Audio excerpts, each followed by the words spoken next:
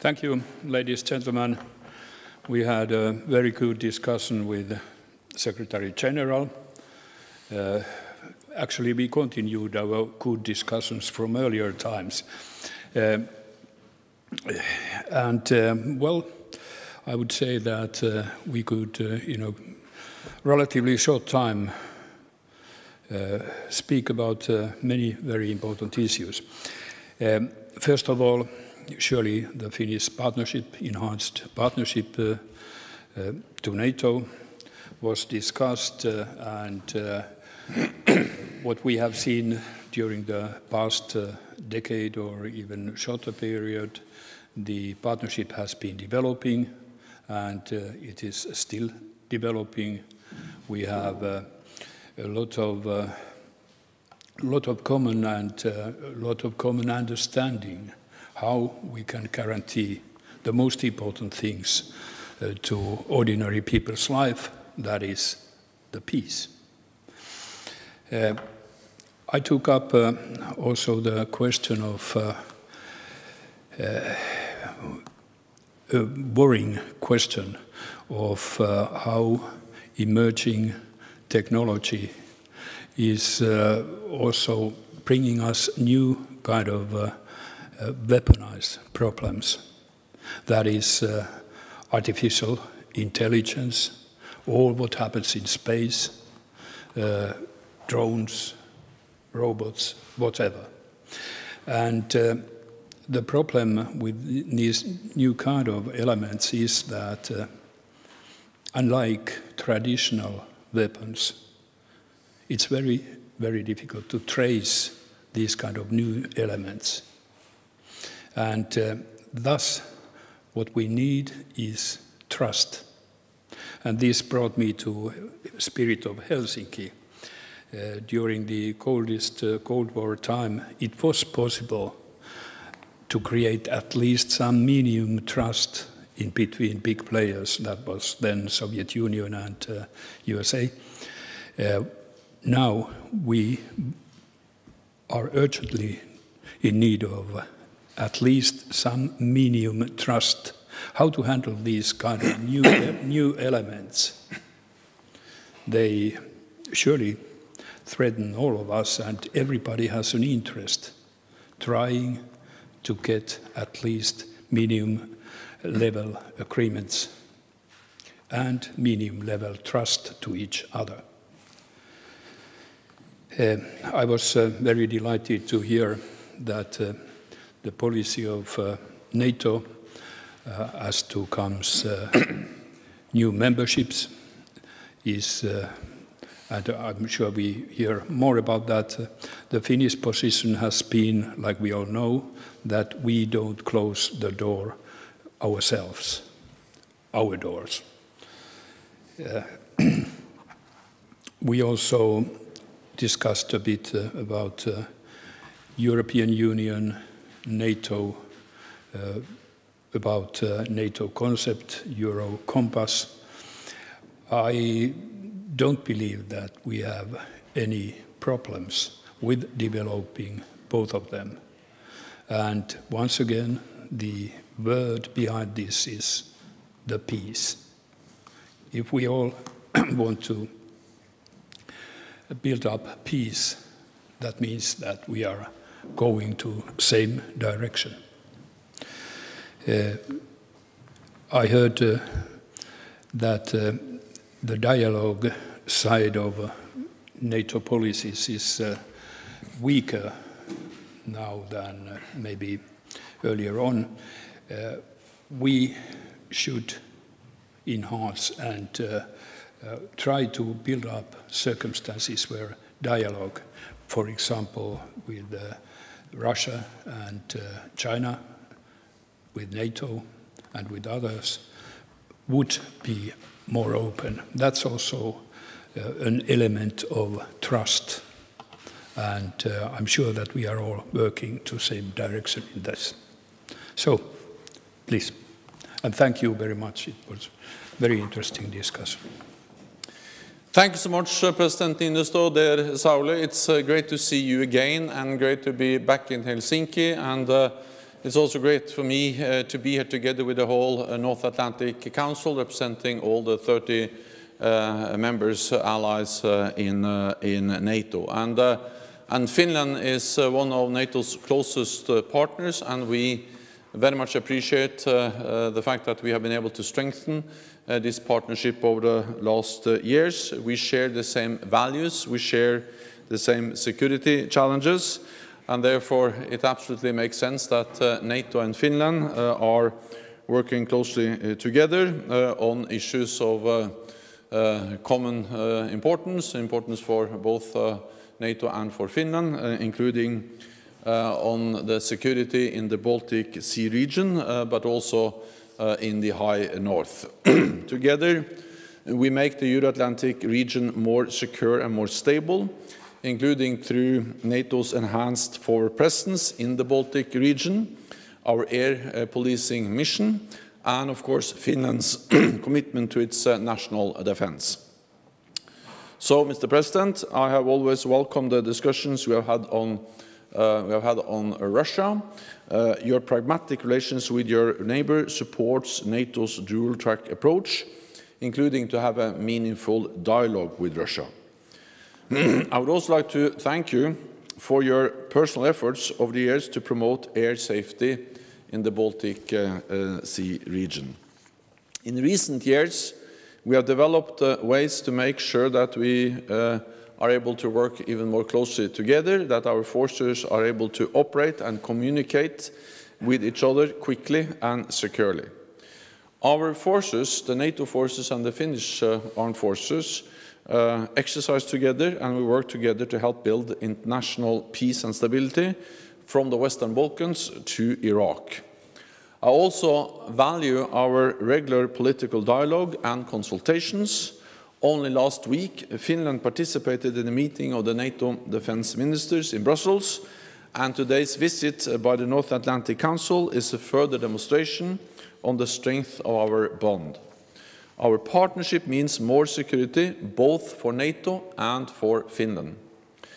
Together, we are addressing a lot of different common challenges, and today we discussed how we could do more together to face a more complex and competitive world. Russia continues with its aggressive behavior towards its neighbors and beyond, and China is asserting its economic and military might. We face cyber threats and terrorism, and the security challenges of climate change. We also, in our meeting today, discussed NATO's open door policy, a historic success that has increased security and stability in Europe. And the alliance's door remains open to countries in Europe that meet the criteria for membership. The alliance is fortunate to have like-minded friends and partners around the world, and Finland is one of the most important ones. While we work closely together, NATO fully respects Finland's strong, independent security policy. So, President Niinistö, dear Sauli, thank you for a very interesting meeting today. I look forward to continue our work to strengthen NATO and Finland's partnership, because this is good for NATO and it is good for Finland. Thank you so much. Thank you. And the first question goes to the Finnish Broadcasting Corporation and Annina Luotonen. Please tell to whom you address your questions. Is it for both or just one of the participants? My question is about the new strategy of the NATO. So, Mr. Secretary General, it is expected that China is getting more attention in the new strategy. As you already described in Financial Times, China has a great interest in the Arctic and in cyberspace. After decades of focusing on Russia, what does this new emphasis on China mean for the Baltic Sea region and Arctic? And Mr. President, the relations between Russia and NATO are at their lowest. Is there something Finland can do in order to help to keep the channels of discussion open? Thank you. On China, first I would like to say that We are in NATO now starting to work on the new strategic concept, which is going to be agreed by all NATO allies, the leaders, heads of state and government, when they meet at our summit in Madrid next year. And of course, it's too early for anyone to say exactly what we will agree, because the process will go on, and we will consult and then agree at the summit. But what I can say is that over the last couple of years, we have seen that China has become much more prominent on the NATO agenda, and we agreed common positions on China at the summit we had this year in June in Brussels. And you are right, this is new, because NATO allies realize that the global balance of power is shifting, and the rise of China matters for our security, and therefore it matters for NATO. We don't regard China as an adversary. We believe it's important to engage with China on many issues, including, for instance, climate change or arms control.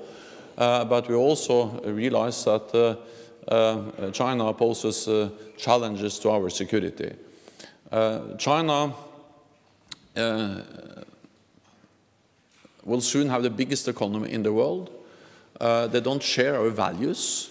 We see how they crack down on democratic protests in Hong Kong, and how they treat minorities as the Uyghurs, and also the threatening language they use against Taiwan. China will soon have the biggest economy in the world. They already have the second largest defense budget, the biggest navy, and they invest heavily in new modern military capabilities, including advanced weapon systems, using new technologies, disruptive technologies, integrating that into their new weapon systems, and also investing heavily in new long-range nuclear weapons, building a high number of missile silos that will increase the number of nuclear weapons, warheads, significantly in China. This matters for our security. These weapons, these warheads can reach the whole of NATO, the whole of Europe. And of course, when we then look into the future, when we discuss how to make sure that we can keep all allies safe, we also have to take into account the rise of China, economically and militarily. Then China is coming closer to us. We see them investing heavily in critical infrastructure, trying to control critical infrastructure in Europe. We had a very important discussion on 5G, where actually in the beginning many allies regarded that as a purely economic issue. Then we came a long way, we consulted in NATO, and allies realized that 5G, the basis for our economies in the future, also matters for security, and therefore that was kind of a case demonstrating that infrastructure is important for security, and what China does matters in that sense, in that regard. Second, we see them not only trying to control critical infrastructure in Europe, but also coming very much closer in cyberspace. And we see them also operating in space. That matters for everything related to communications. Many activities on Earth is dependent on satellites and other capabilities we have in space. So China is coming closer to us, and this demonstrates that China matters for our security. So altogether, this is the reason why NATO allies have already agreed to put China higher on our agenda, and then I expect also China, of course, to be an important part of the process leading up to the next strategic concept to be agreed next June.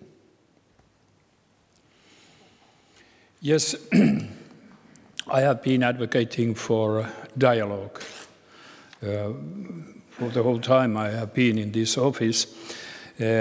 Why? I think that what we have learned is that the most difficult situation in the world is that if nations don't understand each other, if they don't speak to each other, then nobody knows what's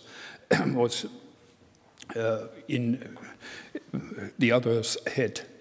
What we heard about China, all this space, artificial intelligence, they make a huge new challenge.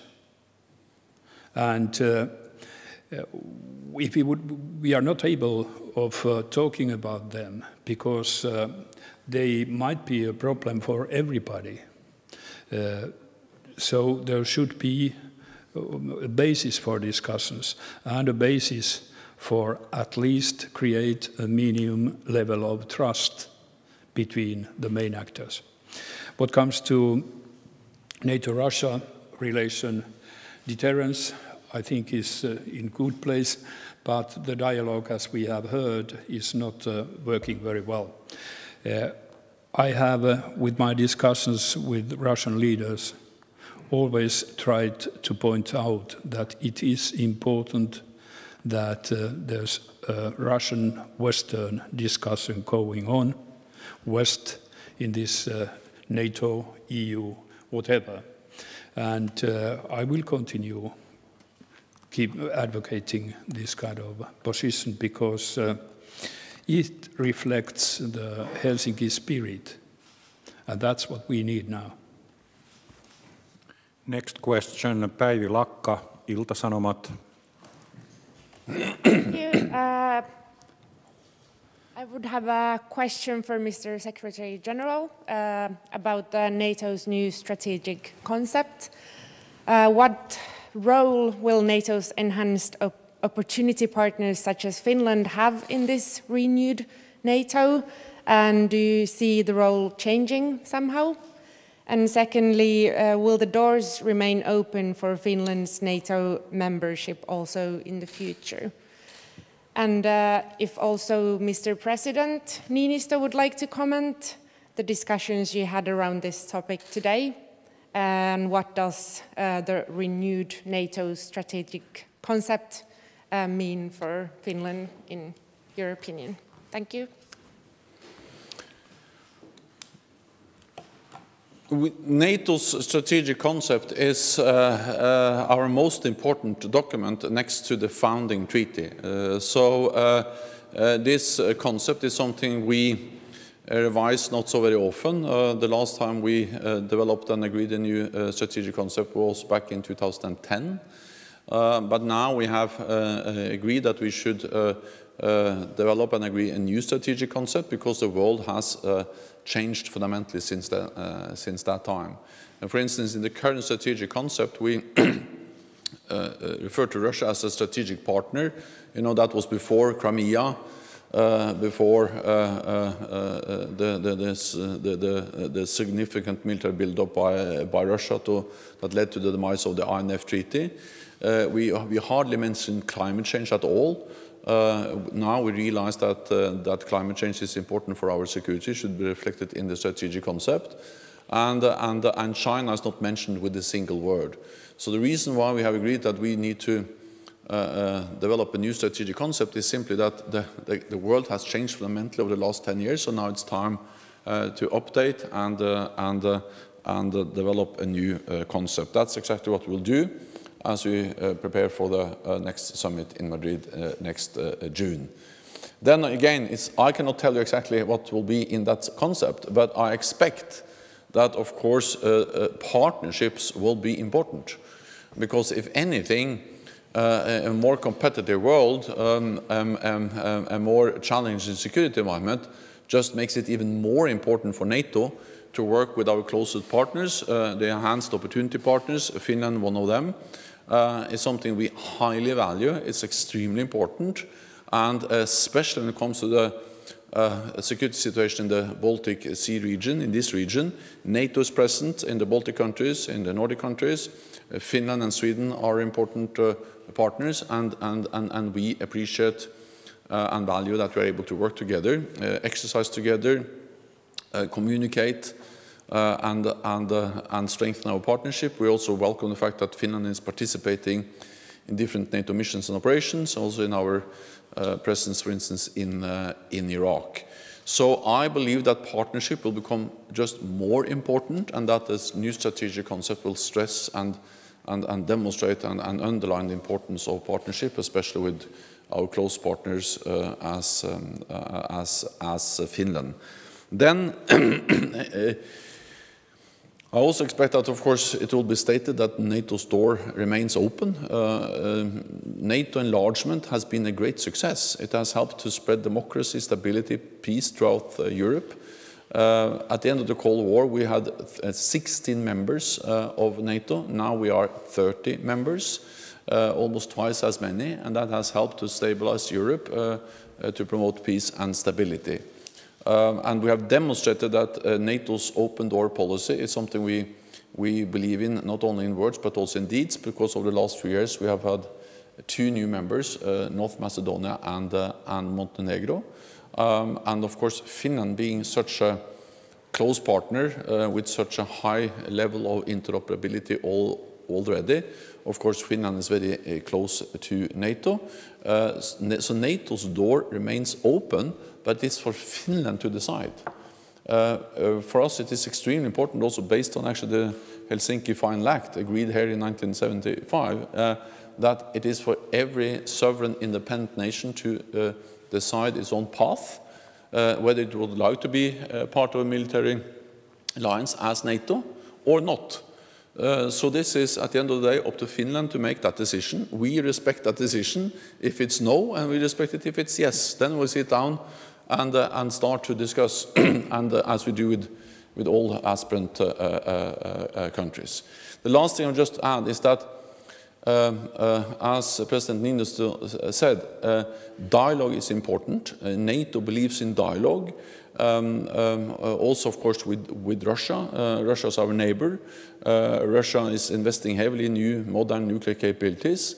We need to reduce tensions, and especially when times are difficult as now, it is even more important to talk to Russia. And therefore I also welcome the fact that Finland plays a role in reaching out to and also are able, Finland is able to have a meaningful dialogue with Russia, and that also can help NATO in our engagement with Russia. Like we heard, the NATO compass is under process at the moment. We do not know exactly what it is including, but I'm very pleased to hear Secretary General saying that partners will be one very important element of that concept. I would like to remind that in the same time, European Union has its own compass under development. And according to my understanding, both the concept and compass are discussed by the two together.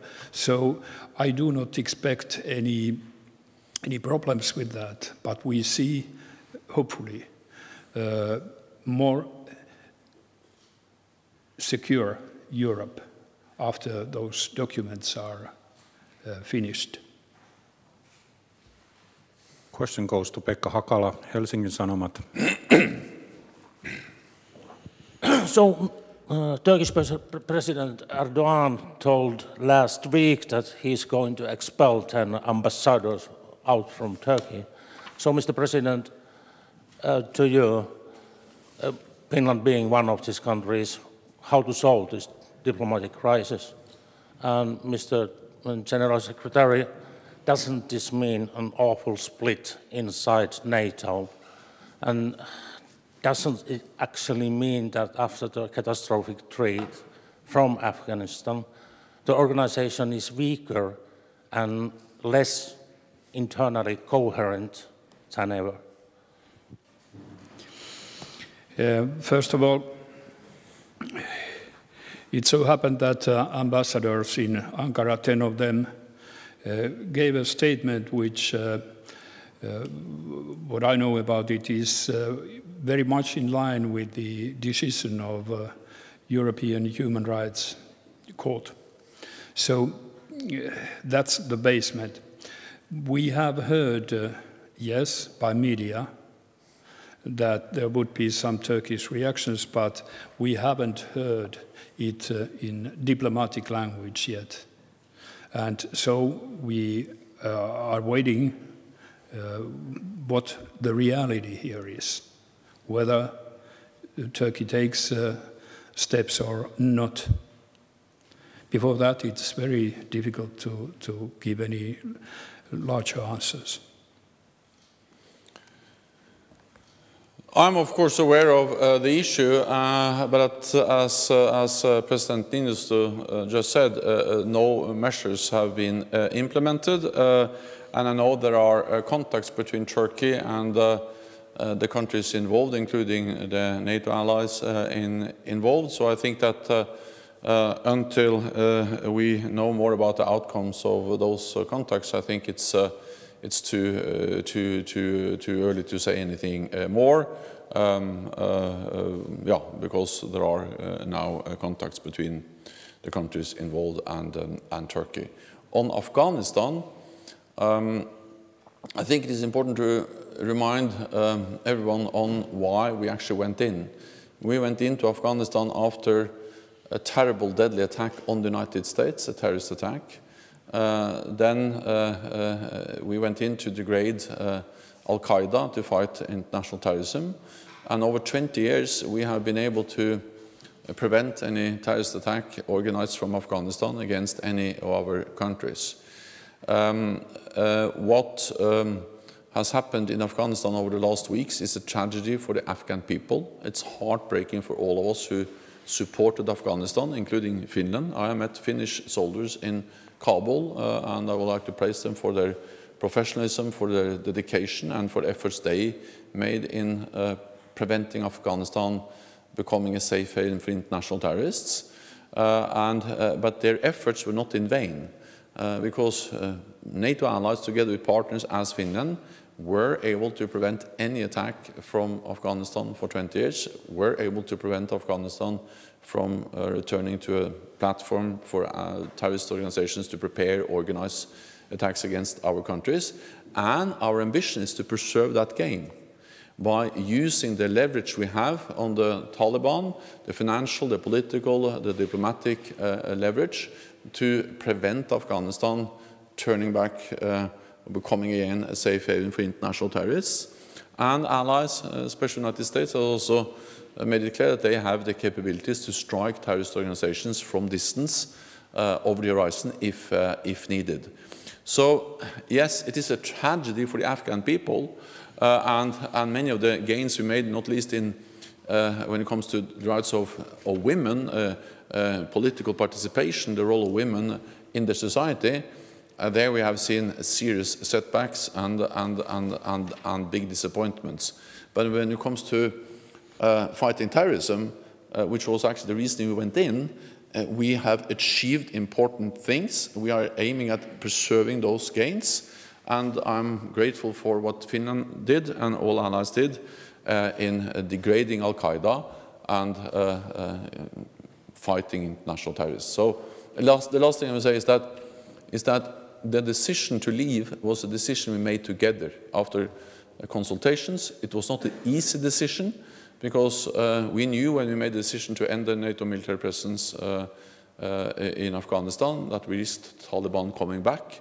But we also knew that if we stayed, we risked an open-ended military presence in Afghanistan with more casualties, also civilian casualties, and most likely the need to increase the number of NATO and partner troops in the country. So we made a difficult decision, faced with the dilemma, together, and we are still aiming at preventing Afghanistan becoming a safe haven for international terrorists.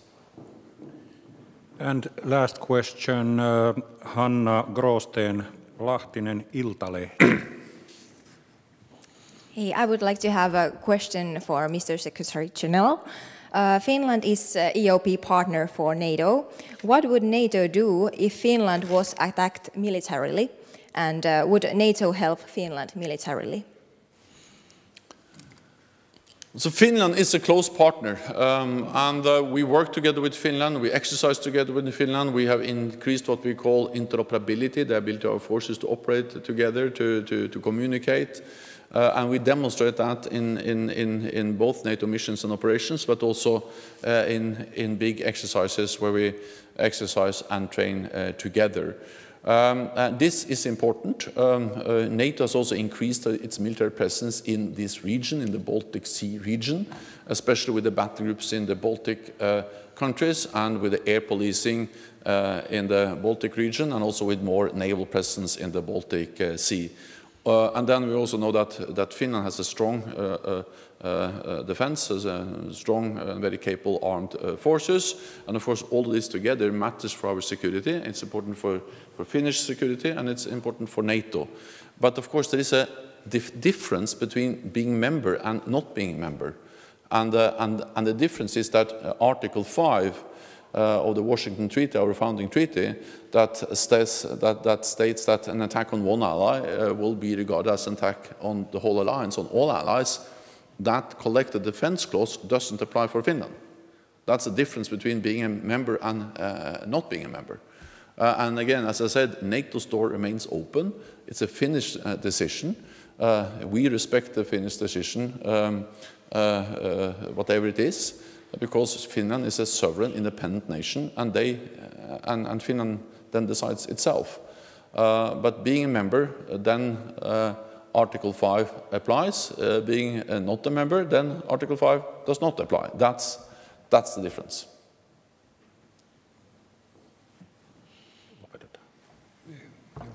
Okay, thank you.